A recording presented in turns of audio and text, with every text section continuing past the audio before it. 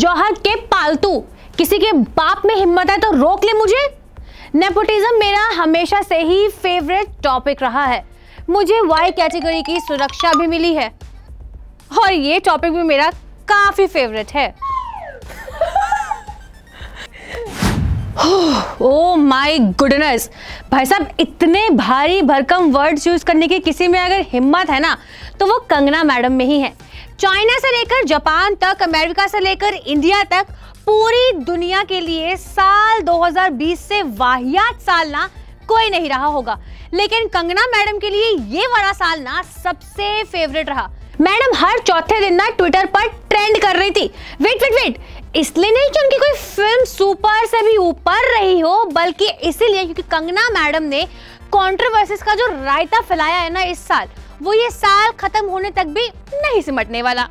कंगना के पास किस सब्जेक्ट की डिग्री है ये तो वही जाने, लेकिन कंट्रोवर्सीज के लिए लगता है कि मैडम ने अलग से ना पीएचडी कर रखी है।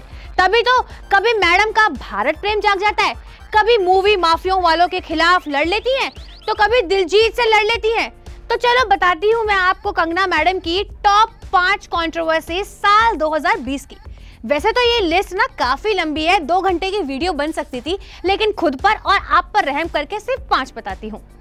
पहली, दिलजीत वर्सेस कंगना। वैसे जिस बंदे को पंजाबी नहीं भी आती होगी ना, उसने भी गूगल ट्रांसलेशन की हेल्प से कंगना और दिलजीत की जो लड़ाई हुई थी ट्विटर पर, उसको समझने के लिए जरूर गूगल ट्रांसलेशन से हेल्प ली होगी। दिलजीत ने एक के बाद एक जो कंगना को लताड़ा ना पंजाबी में, उसके बाद तो दिलजीत की फैन फॉलोइंग कतई अलग से बढ़ गई है। वैसे सर आप भी दिलजीत से ना थोड़ी सी मदद ले सकते थे, क्या पता दिलजीत को मेंटर बना के इन भाई साहब को भी कुछ भला हो जाता। फार्मर प्रोटेस्ट पर शुरू हुई दोनों की तू मैं ऐसे शुरू हुई कि बात गाली गलौज तक की आ गई थी। मैडम ने दिलजीत को करण का पालतू बता दिया था और फिर दिलजीत भी कहाँ चुप रहते, उन्होंने मैडम को जो सुनाना शुरू किया ना, बस जिसके बाद सारी कहानी खत्म होती है ब्लॉग पर जाकर। सेकंड, बॉलीवुड और ड्रग्स। बॉलीवुड से वैसे तो कंगना का कुछ अलग ही प्यार है, लेकिन कई बार ये रिश्ता ना क्या कहलाता है समझ में नहीं आता है। खैर, सुशांत सिंह राजपूत की मौत के बाद से कंगना रनौत तो मानो ट्विटर पर ऐसे ट्वीट्स करने बैठी कि जैसे उन्होंने कोई कसम खाई हो। सुशांत की मौत पर स्टैंड लेते हुए मैडम ने ये तक कह डाला कि 99% स्टार्स जो हैं वो ड्रग्स लेते हैं। मैडम ने तो ये तक कह दिया था कि सबका टेस्ट करा लो, और अगर सबका टेस्ट कराने बैठे और रिजल्ट आया तो सबने जेल जाना है। कंगना ने लोगों से इतना बैर ले लिया है कि कोई उन्हें पॉलिटिक्स ज्वाइन करने को कह रहा है तो कोई कह रहा है कि कितना झूठ बोलती है यार ये औरत। थर्ड, अवार्ड वापस कर दूंगी। मुद्दा कोई भी हो, मैडम ना जजमेंट देने के लिए सबसे पहले कूद जाती है। यहाँ मुद्दा ये था कि कंगना ने सुशांत सिंह की खुदकुशी को मर्डर बताते हुए कहा था कि अगर उनका दावा झूठा निकला तो वो अपने सारे अवार्ड्स और पद्मश्री अवार्ड भी वापस कर देंगी। बाद में जब एम्स ने सुशांत की मौत के मामले में मर्डर संभावना को नकारते हुए कहा था कि ये आत्महत्या का मामला है, तो ट्विटर पर #कंगना अवार्ड वापस कर ट्रेंड करने लगा था। वैसे सर एक बात बताइए, आपसे भी कोई अवार्ड लिया था या फिर आप कोई मैडम को अवार्ड देना चाहोगे? #कंगना अवार्ड वापस करके इस बहती गंगा के ट्रेंड में स्वरा भास्कर ने डुबकी लगाते हुए कहा था कि अब तो सीबीआई और एम्स दोनों ही इस फैसले पर पहुंचे हैं कि सुशांत की मौत सुसाइड से हुई थी, तो कुछ लोग सरकार द्वारा दिए गए पुरस्कारों को लौटाने की बात कर रहे थे ना। अब कंगना ने अवार्ड वापस तो नहीं किया, लेकिन ट्वीट्स की झड़ियां लगानी ना जरूर शुरू कर दी थी। फोर्थ, मुंबई से पीओके जैसी feeling. Mind your own business.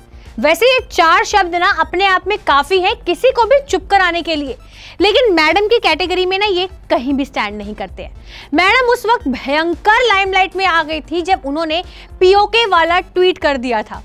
Shiv Sena leader Sanjay Raut और कंगना रनौत के बीच जंग ऐसी छिड़ी थी कि कंगना ने 2 बयान भाई साहब खतरनाक वाले दे दिए थे।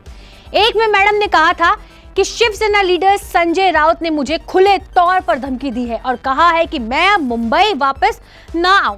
पहले मुंबई की सड़कों पर आजादी के नारे लगाए गए और अब खुली धमकी दी जा रही है।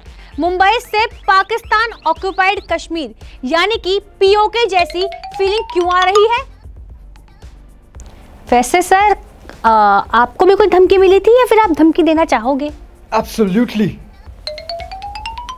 इसके अलावा मैडम ने ये भी कह दिया था कि बहुत सारे लोग जो है मुझे मुंबई वापस ना आने की धमकी दे रहे हैं, तो अब जब मैं मुंबई एयरपोर्ट पर उतरूंगी तो टाइम पोस्ट कर दूंगी, किसी के बाप में हिम्मत हो तो रोक ले।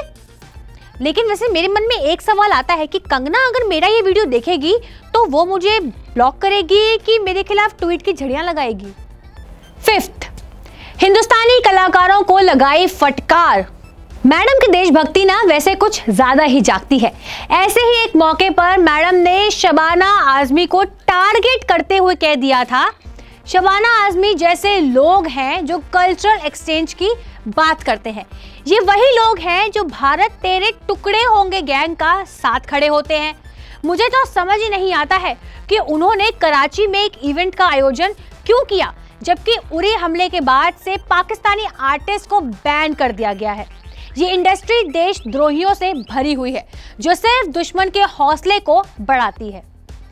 मतलब सीरियसली, ये देशद्रोही, देशभक्ति, ये वाली थ्योरी कंगना सेट करेगी क्या? ये तो 2020 की सिर्फ 5 कंट्रोवर्सीज थी जो मैंने आपको कंगना की बताई। कहानी तो अभी और भी लंबी है। वैसे आपको क्या लगता है कि कंगना मैडम को हर एक के अंगना में बोलना चाहिए या नहीं बोलना चाहिए? मुझे कमेंट सेक्शन में बिना ट्रोल करे प्लीज आप लोग जरूर बताइएगा, और बाकी देखते रहिए अनकट।